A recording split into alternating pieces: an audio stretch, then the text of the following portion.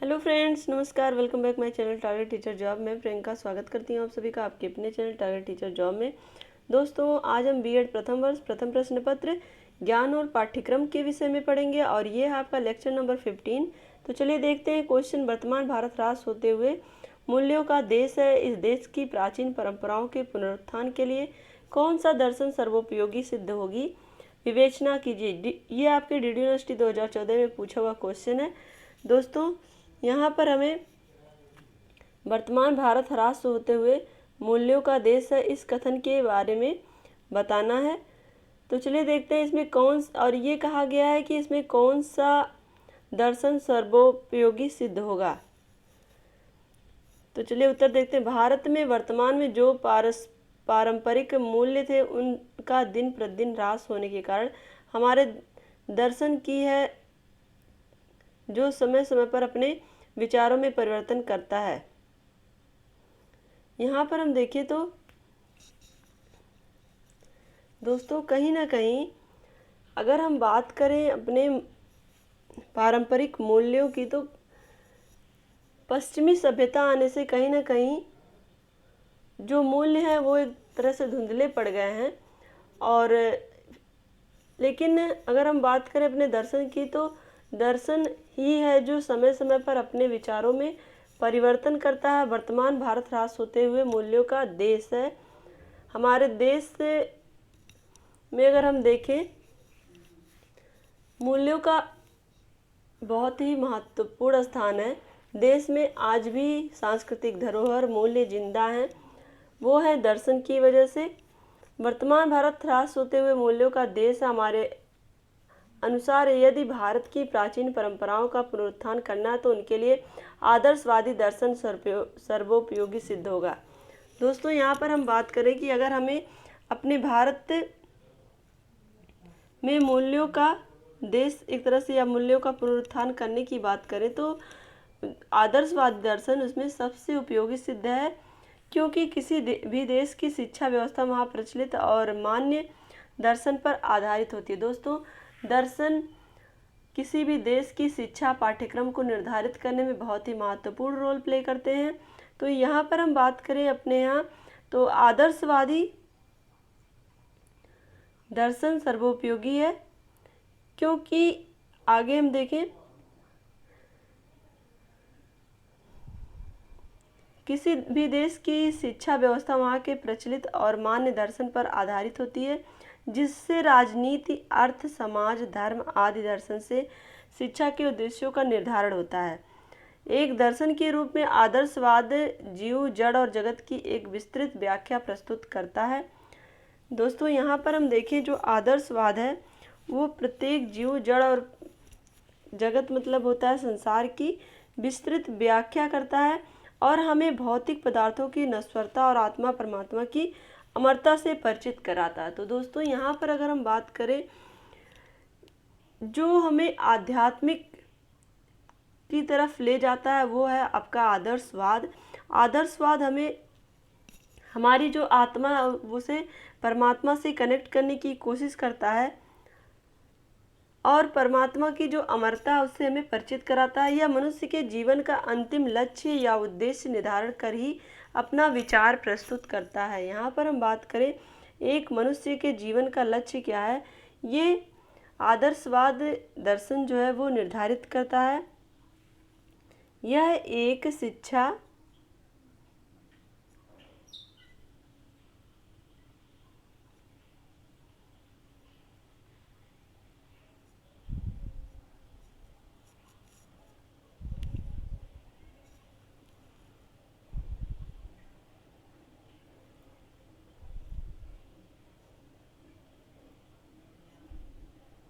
यहाँ पर हम देखें, यह एक शिक्षा दर्शन के रूप में शिक्षा शास्त्रियों के आधार पर शिक्षा के सार्वभौमिक और सार्वकालिक उद्देश्य की प्राप्ति के लिए शारीरिक, मानसिक, सामाजिक, सांस्कृतिक, नैतिक, चारित्रिक एवं आध्यात्मिक मूल्यों के विकास पर बल देता है। यहाँ पर हम बात करें तो आदर्शवाद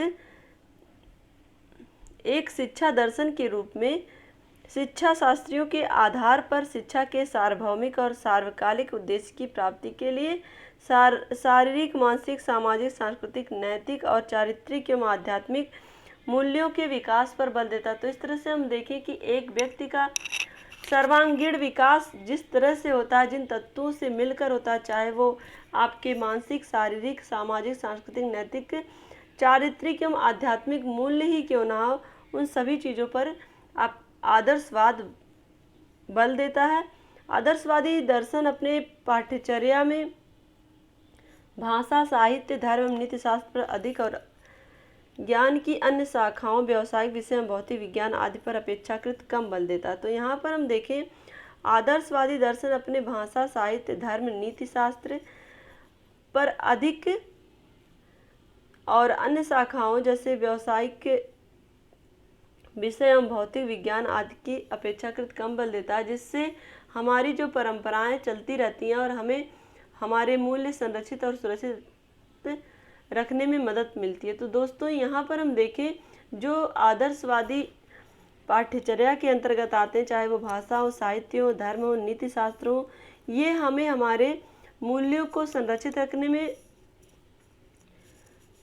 योग्यता प्रदान करते हैं, कह सकते हैं। शिक्षण विधियों के क्षेत्र आदर्शवादियों ने ऐसा शिक्षण विधियों का निर्माण किया है जो अपने आप में उत्तम था। दोस्तों, अगर हम शिक्षण विधियों की बात करें तो जो शिक्षण विधियां आज जिसके माध्यम से एक शिक्षक अपना प्रभावशाली शिक्षण कार्य कर पाता है, जिन शिक्षण विधियों, शिक्षण कौशल के माध्यम से एक शिक्षक अपने आप को निपुण बताता है, आज वो शिक्षण विधियां, वो शिक्षण कौशल वैदिक परंपरा से लेकर के ये आदर्शवादियों की ही देन है।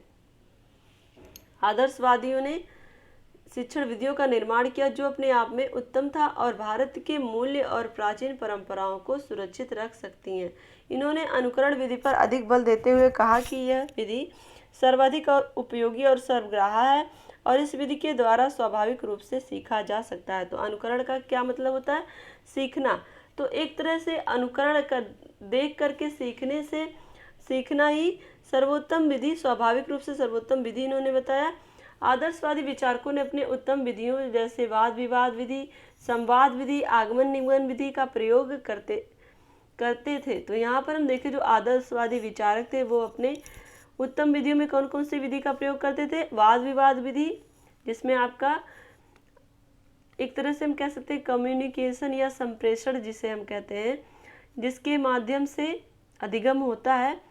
और संवाद विधि, आगमन निगमन विधि का प्रयोग करते थे। ये सारी विधियां भारतीय मूल्य और परंपराओं को अग्रसर करने और विकसित करने में सक्षम थी, क्योंकि प्राचीन भारत में लगभग ये विधियां विद्यमान थी तथा इन्हीं विधियों के माध्यम से भारतीय विचारकों ने अपना मूल्य और परंपराएं विकसित की। तो यहाँ पर हम बात करें, भारतीय मूल्य और परंपराओं को अग्रसर करने के लिए ये सारी विधियां बहुत ही महत्वपूर्ण रही हैं। प्राचीन भारतीय मूल्यों और परंपराओं को स्थगित करने के लिए जिस प्रकार के अनुशासन का निर्णय किया गया, बिल्कुल उसी प्रकार के अनुशासन आदर्शवादी दर्शन में भी देखने को मिलते हैं। तो यहाँ पर हम देखें, अगर प्राचीनवादी या वैदिक शिक्षा प्रणाली की बात करें तो कहीं ना कहीं आदर्शवादी दर्शन में भी वो सारी चीज़ें देखने को मिलती हैं जो वैदिक काल से चली आ रही थी। वैदिक शिक्षा प्रणाली में जो परंपरागत मूल्य रहे हैं और जिस तरह की शिक्षण विधियां, शिक्षण कौशल शिक्षक के द्वारा यूज किए जाते थे, वो सारी चीज़ें आज आदर्शवाद में देखने को मिलती हैं। क्योंकि आदर्शवाद दर्शन बच्चों को उत्तम वातावरण में रखकर उच्च आचरण का प्रशिक्षण देने की बात करता है और प्राचीन भारतीय मूल्य और परंपराएं भी उच्च आचरण की ही बात करती हैं। तो कहीं ना कहीं यहाँ पर हम दोनों ही एक तरह से आदर्शवाद और वैदिक शिक्षा प्रणाली या प्राचीन भारतीय जो मूल्य हैं उन सब में एक समानता देखने को मिलती है। भारतीय मूल्य उच्च आचरण पर अधिक बल देते हैं और कहता है कि उच्च आचरण के माध्यम से मानवीय मूल्यों को स्थापित किया जा सकता है। तो यहाँ पर हम बात करें भारतीय मूल्यों की, तो भारतीय मूल्य भी उच्च आचरण को ही स्थापित करते थे। और यहाँ पर बात करें आदर्शवाद की, तो आदर्शवाद भी उच्च मूल्यों पर बल देता था और आत्मा का ज्ञान, ये सारी चीज़ें वो बताता था। तो कहीं ना कहीं दोनों में समानता हमें देखने को मिलती है। यहाँ पर अगर प्राचीन भारतीय परंपराओं का पुनरुत्थान करना है तो उनके इस अनुशासन को लागू करना होगा। आदर्शवादी दर्शन बच्चों को उच्च वातावरण में रखकर उच्च आचरण के लिए कठोर नियंत्रण और भूल करने का कठोर दंड देने की मनाही करता है। तो यहाँ पर अगर हम बात करें, आदर्शवादी दर्शन बच्चों को उच्च वातावरण में रखने और उच्च आचरण के लिए कठोर नियंत्रण और भूल करने का दंड देने की मनाही करता है। तो यहाँ पर आदर्शवाद कठोर दंड के लिए सहमत नहीं है, कह सकते हैं। यह भी भारतीय परंपराओं को विकसित करने में योगदान देता। तो कहीं ना कहीं जो भारतीय परंपराएं थी, जो वैदिक शिक्षा प्रणाली की बात करें अगर हम, तो वैदिक काल में भी इस तरह के कठोर अनुशासन की व्यवस्था नहीं थी। जो वो परंपरा आज भी आदर्शवादी शिक्षा में जीवित है। तो कहीं ना कहीं जो भारतीय मूल्य थे, भारतीय परंपराएं थी, आदर्शवाद उसको आगे लेकर आया है। आदर्शवादी दर्शन भारतीय मूल्यों और परंपराओं के अनुसार इस शिक्षक को महत्वपूर्ण स्थान देता है। यह कहता है कि शिक्षा की प्रक्रिया में शिक्षक का मुख्य स्थान है। यहाँ पर हम बात करें जिस तरह से वैदिक शिक्षा में गुरु गोविंद दो खड़े काके लागे पाए, बलिहारी गुरु आपने गोविंद दियो बताए। तो कहीं ना कहीं जो गुरु था उसको सर्वोच्च स्थान प्राप्त था। गुरु एक तरह से ईश्वर से भी उसका जो स्थान था वो सर्वोच्च था, क्योंकि वही है जो हमें ईश्वर तक पहुंचने का मार्ग बताता है। तो आज जो भारतीय परंपरा है उसको आदर्शवाद जिंदा रखता है। एक तरह से आदर्शवाद उन परंपराओं को आगे लेके जाता है, क्योंकि ये जो परंपराएं हैं, आदर्शवाद भी शिक्षक को महत्वपूर्ण स्थान देता है जो हमारी वैदिक शिक्षा देती थी। तो कहीं ना कहीं ये जो आदर्शवाद है वो भारतीय परंपराओं को सर्वोपयोगी सिद्ध करने में सहायक है। यह कहता है कि शिक्षा की प्रक्रिया में शिक्षक का जो स्थान है वह मुख्य है और शिक्षार्थी जन्म से पूर्ण होता है, और इस पूर्णता की अनुभूति के लिए आदर्शवादी एक कठोर आचार संहिता बनाते हैं। शिक्षार्थी को उसका पालन करना आवश्यक होता है। आदर्शवादी दर्शन की यह प्रक्रिया अगर लागू किया जाए तो भारतीय मूल्यों, दर्शनों और आदर्शों, यहाँ पर हम देखें भारतीय मूल्यों, आदर्शों और परंपराओं को पुनः स्थापित किया जा सकता है। तो अगर हम बात करें आदर्शवादी दर्शन की, तो आदर्शवादी दर्शन की यह प्रक्रिया अगर लागू किया जाए तो भारतीय मूल्यों, आदर्शों और परंपराओं को पुनः स्थापित किया जा सकता है। इस प्रकार उपयुक्त तथ्यों के आधार पर कहा जा सकता है कि आदर्शवादी इस ब्रह्मांड के अंतिम सत्य ईश्वर की खोज करने में सफल रहे हैं। वह मनुष्य के जीवन का अंतिम लक्ष्य निर्धारित करता है और मनुष्य के जीवन का अंतिम उद्देश्य मोक्ष की प्राप्ति करना है। तो यहाँ पर अगर हम देखें तो आदर्शवादी मनुष्य के जीवन का अंतिम लक्ष्य निर्धारित करता है और मनुष्य के जीवन का अंतिम उद्देश्य क्या होता है? मोक्ष की प्राप्ति करना। इसके लिए वह शाश्वत मूल्यों में व विचार जगत की बात करता है तथा विचार जन्य ज्ञान को ही सर्वश्रेष्ठ मानता है। आदर्शवादी दर्शन नैतिक आचरण की बात करते हुए कहता है कि हमें बुद्धि और विवेक के माध्यम से नैतिक जीवन व्यतीत करना चाहिए। इसके लिए वह 4 सद्गुणों धर्म, अर्थ, मोक्ष को नैतिक जीवन का आधार मानता है और कहता है कि नैतिक जीवन व्यतीत करते हुए व्यक्ति अपने जीवन का अंतिम लक्ष्य प्राप्त कर सकता है।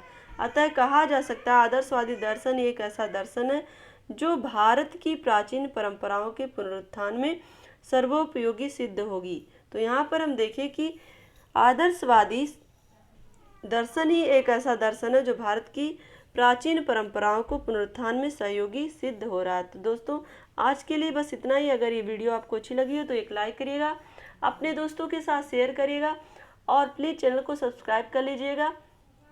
और इसी तरह से पढ़ते रहिए, हंसते रहिए, मुस्कुराते रहिए, अपने घर में सफाई रखिए, अपने चारों तरफ सफाई रखिए। और कोविड-19 है तो आप अपने को भी सुरक्षित रखिए, अपनों को भी सुरक्षित रखिए। और हमसे जुड़ने के लिए थैंक यू सो मच। जय हिंद।